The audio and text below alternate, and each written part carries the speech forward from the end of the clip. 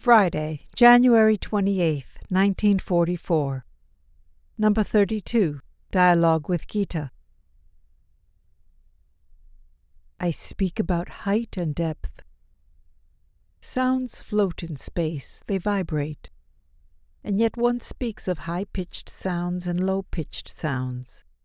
If we designate notes, sounds on paper, the high ones are above and low ones below. In reality, there is no distance between them. High and low are separated only on the plane of matter. On the plane of spirit, they are near to one another. Listen closely. I speak of the cross. In the cross are two forces: upward vertical motion, way, horizontal motion, resistance. The first resistance is the earth, horizontal force. The second resistance is water, horizontal force. The third resistance is air, horizontal force. The fourth resistance is between matter and non-matter. This resistance is what you now penetrate. There is a point where forces intersect. A part of the way left behind. Gesture from below to above. Earth, water, air, and the not yet named. You cannot lift earth into water nor water into air. Everything has its place. Do not lift, do not pull down. Join together. Earth belongs to the earth, water to water, air to air. Move beyond the new resistance without leaving matter behind. Thus height and depth in the created world become one. Distance disappears not in the horizontal but in the vertical direction. Machines race through the air, and the distance between above and below becomes ever greater. The faster they speed, the greater the distance. Horizontal force is an inert force. Resistance is inertia, and that is good. Gesture from below to above. The ascending ray transforms itself by piercing the inertia of resistance. Last week, I had been asking myself questions about my evolution, but was unable to find a satisfying answer. Today I have been struggling to follow the dialogue, as it seems to me rather abstract and theoretical. Then I suddenly discover that it exactly answers my previous questions. Evolution is possible only along the vertical line. Evolution occurs by means of our capacity of intuition, for only intuition is capable of attaining the new level where spirit and matter meet. The ascending ray of evolution transforms as it pierces the levels of matter, sentiments, and thoughts. But then the inverse takes place. It is thought, sentiment, and matter which are transformed and fulfilled by the descending ray of light. Descent follows ascent. This is no longer abstract for me. It is observable within, a process of successive detachment. Today the human does not pierce through to the new, but is flattened between two resistances and becomes passive. That is the answer to your questions about evolution. Outside there is a windstorm. Wind is a horizontal force. Gesture from the throat to the mouth. The one who speaks is weak here, as she came to the air of the world. This part was not yet ready. Hanna had been born 2 months prematurely. All of you are now ready to meet the challenge and break through to the light. Act. Only one point is difficult, there, where the two directions intersect. Be careful. There, spirit and matter meet. Do not go astray. Joy is no longer the way sign it was before. Only if you look into the depths beneath you will you see joy. What previously was pain, you shall also leave behind. The new joy is still nameless. Do you have a question? How can I know that I join spirit and matter? By the fact that you recognize it afterwards. Knowing and thinking belong to the level of air, which is still matter, but subtle, finest matter. There is no high and no low. There is nothing brought low, nothing base if you achieve union with the divine. Away from the divine, there is above and below. United, all is one. All of you. May heaven bless you.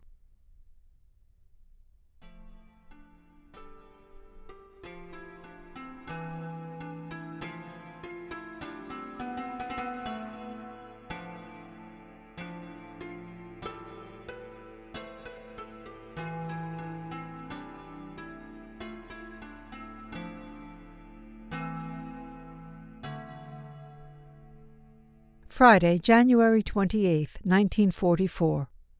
Number 32. Dialogue with Lili. Ask. I did not hear the two answers you promised me, one from below, the other from above. Has this week been light or heavy? Heavier than last week. Where did you feel the heaviness? In my mood. Do you know why? No. My little servant. The fish splashes happily about in the water. You move higher. There you are not yet able to splash about. Silence. Listen well. I have more to say about the cross. Powerful, rapid vertical gesture from below to above. That is the act. Horizontal gesture. That is rest. Resistance is also rest. The body becomes weary and lies down to rest. Where does it lie down? Horizontal gesture. On the earth. Feelings are water-related. Thoughts are air-related. The levels become ever more subtle and yet ever more difficult to pierce through. The easiest to pierce is the earth. More force is needed to break through feelings and still more to penetrate thoughts. How is this possible? Through a rhythm of acting and resting. The level you now break through is beyond all weariness. Powerful, rapid gesture from above to below. This penetrates every level lovingly. In a flash, I now grasp what Lili's angel had told us 6 weeks ago. If you act in the new, you cannot be tired. Only the vertical act is beyond weariness, but we nearly always act in the old horizontal passive way, and therefore we are tired, so tired that even our sleep is disturbed. I understand that matter, feelings and thoughts belong to the world of opposites. If we become aware of how they act in us, we transcend these 3 levels of the material world and embark on the way to the 4th level. In the same way, light is then able to flood down from above, uniting the 3 lower levels with its radiance. Today the human is inactive when standing and restless when lying. The response to your question comes from above and from below. You are yourself the answer. This is why it is so difficult to become aware of it. The true answer becomes a part of you. Every question is a sign of lack. The true answer fills this lack and is no longer separated from you. The surest answer causes a new question to arise in you. Outside the wind is howling. The wind rages, but we pierce through to its finest vibration beyond tiredness, pain, doubt, and death. We are approaching.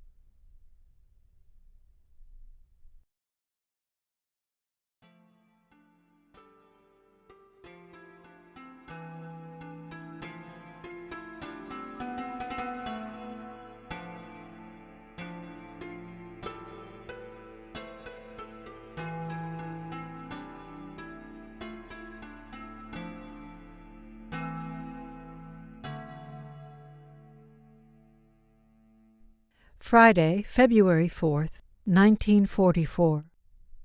Number 33. Dialogue with Hanna's Angel. The one who measures speaks. Spring is here. If we wish to harvest, we must prune the trees and graft those which are receptive. I do not see you, but I see the tree of life. In my hand, a terrible sharp sword. The chosen are shoots on the tree. If the new does not pierce through the old, then I strike it down. Do not fear my sword, it strikes only what is dead. The dead cannot be grafted. The one who grafts does not bring about growth, but chooses what is good and what is bad. Spring is here. What contains life shall grow. Fear the one who measures, not the sword. The bud dreams. The cut branch also dreams. You do not feel the edge of my sword so terribly sharp as it is. I do not graft. I only measure. Time is measured. Eternal dream or eternal life? For the first time the tree will bear fruit. We have been guiding it for a long time. We encircle the tree. We prepare the harvest. Buds of fruit tarry not, burst through the old. This is the law. The sign is no longer joy. The sign is no longer pain.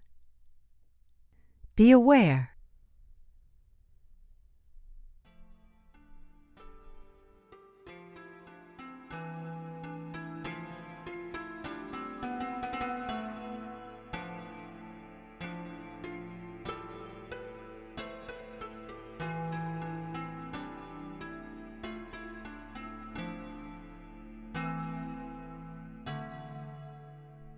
Friday, February 4th, 1944.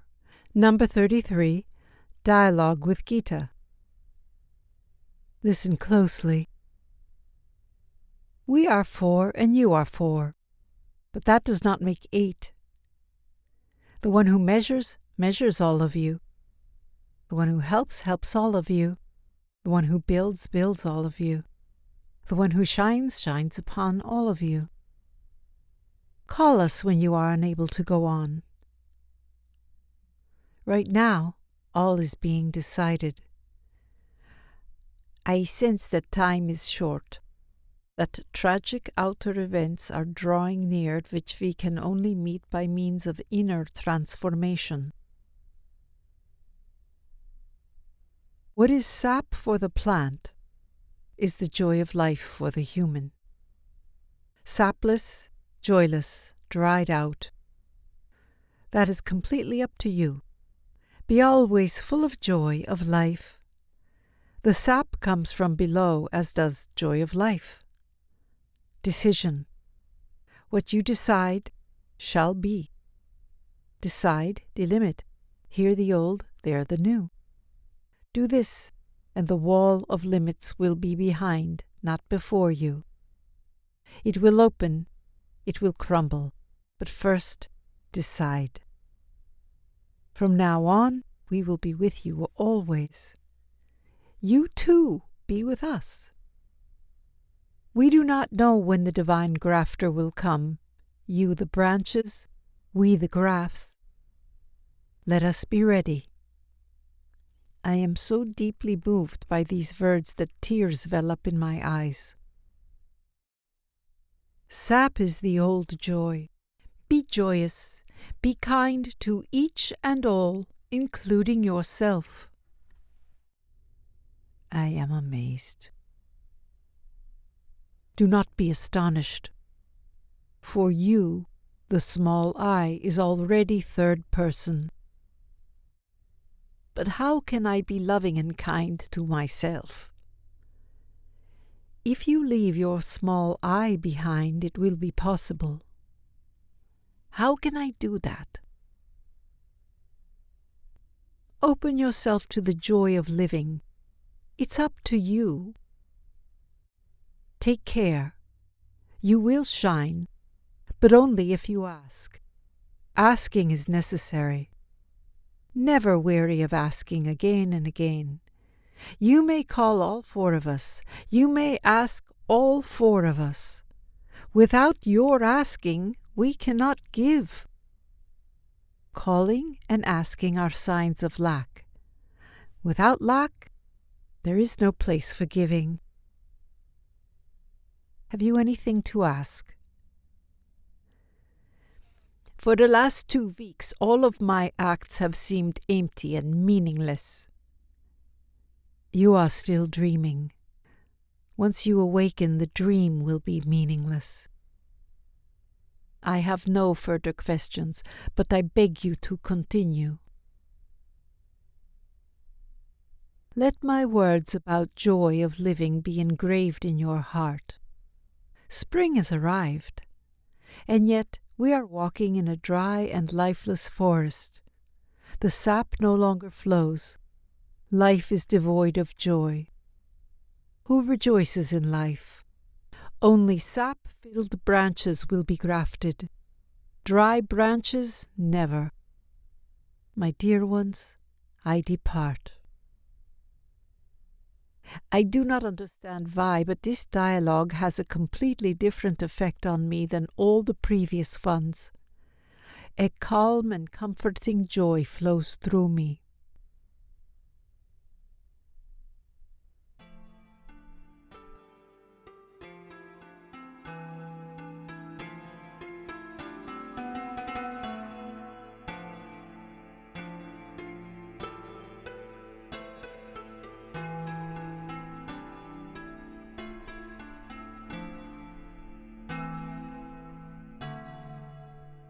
Friday, February 4th, 1944, number 33, Dialogue with Lili.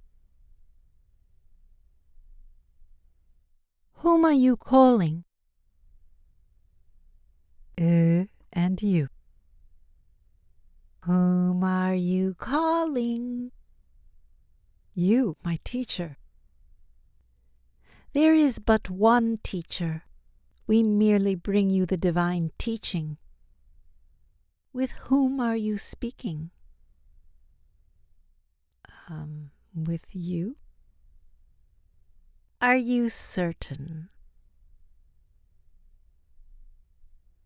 Yes. I am not the one who helps. The one who helps spoke before. We are four, and we teach you. Today we exchanged roles.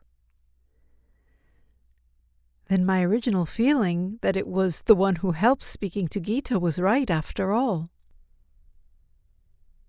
The original feeling is true feeling. What follows is reflection. Always listen to the original feeling. The head only follows behind. How wonderful that you have exchanged roles. When you take leave of your small I, the 4 becomes 16 and 1. Listen carefully. When you construct your new task, call the one who builds. Call us, we will come. Tomorrow call me, for then you will need to shine, not help. Lili will be attending a meeting of educators. Tomorrow you will shine forth the new light, not through words, but through your certainty. Everyone there is confused. This refers to the participants of the meeting. They do not search, they do not ask, they think, and they talk, and talk, and talk. Ask. Please tell me more about my sign. The triangle is the sign of helping. You are able to help someone at all times. Your sign is a reflection of the divine sign. If the lower triangle is not completed, then the one above cannot be joined to it. We 4 are bearers of 4 forces, but we 8, we 16. We all reflect the divine. Ask. Please tell me how body, soul, and spirit are related, are interdependent.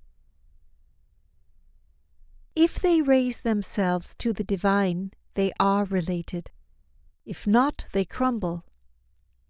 Everything, including spirit, crumbles to ashes and dust if not related to Humans consider themselves to be related beings, but if they are not related to the divine, everything crumbles. If you are dependent upon the body, then you are but body.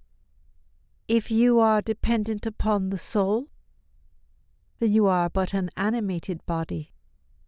If you are dependent upon the spirit, then you are but human. If you are dependent upon the divine, then you are all. Be dependent only upon the divine, and then body, soul, spirit, and are one. You can recognize everyone by their dependency. Teach true dependency, the only freedom. All else is slavery. In spite of being ill, Lili had joyfully traveled from Budapest to Budapest so that she might be present at today's dialogue. Because today you were not dependent upon your body, your soul, or even your spirit, I will carry all of your requests to the feet of the divine. Everything is dependent upon something.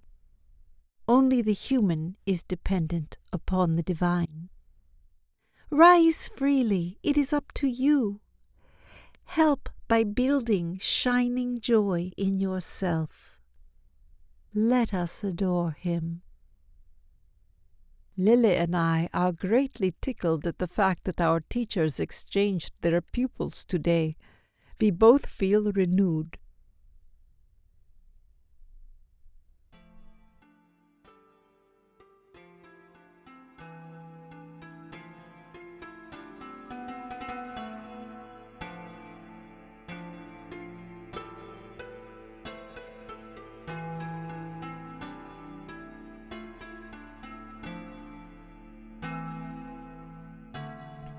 Monday, February 7th, 1944.